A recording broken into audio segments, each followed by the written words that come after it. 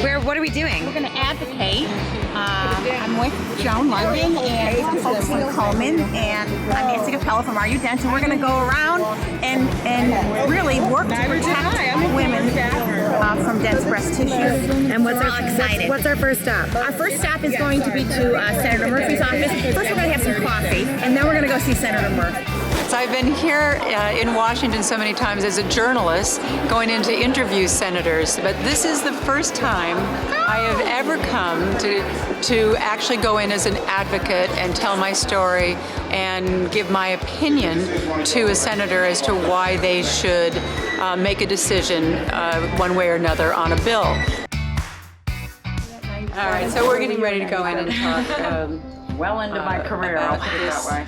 Bill, this federal legislation for breast density reporting, and we assume that we're going to have a good reception here due to the fact that the state of Connecticut, my home state, was actually the first state to have their own state legislation guaranteeing women that they will get their density report, and they even went so far as to make sure that there was insurance coverage for the ancillary tests that a woman would need, which is something that's not available in every single other state, I believe, that has passed a density reporting bill. So 22 states now on. North Dakota just came on. Another 7 or so pending. But of course, this would be the federal legislation that would really make sure that every woman everywhere in America gets that much needed medical information.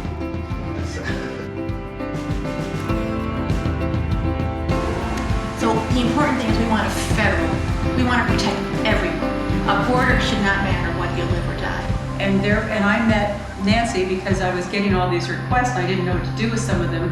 Women saying, I know I've got something, I can feel it, I've had a mammogram, it's clean, and I can't get anybody to give me an ultrasound. So I reached out to Nancy, and she thankfully has helped. She knows how to direct these women and try to get them the ultrasound. And I hear back from them that they find cancer. And it's like stage 3 and stage 4, and it's so sad. If they had just had the test they needed, and to me, when you look at the medical system in this country, and you say, how can we bring the cost down? Well, it's so simple. Find cancer in stage 1. Find it in stage 2. Don't find it in stage 4. The cost of the care is going to be exponentially greater at that time. I'm just thankful I caught mine in stage 2. I have a good prognosis. And I now am here to kind of pass it forward. I think Dr. Susan Love's interview saved my life. And it's my turn now to try to be a voice for all those other women out there who are really struggling with this. Yeah. Okay. Who's the photographer? Got the photo. Here we go.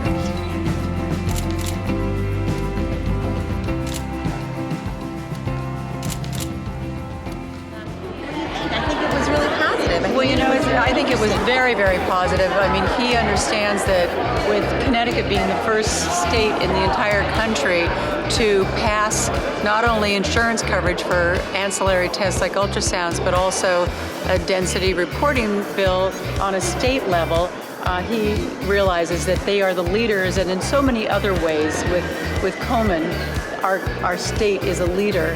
And I think, I mean, he's clearly said in the end, I feel like there's no reason why I wouldn't be favorable to this bill.